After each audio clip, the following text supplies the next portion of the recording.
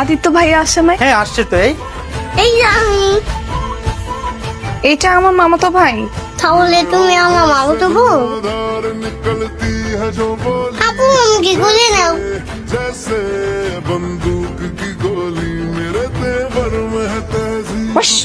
মুন্নি, আয় মুন্নি, হাই।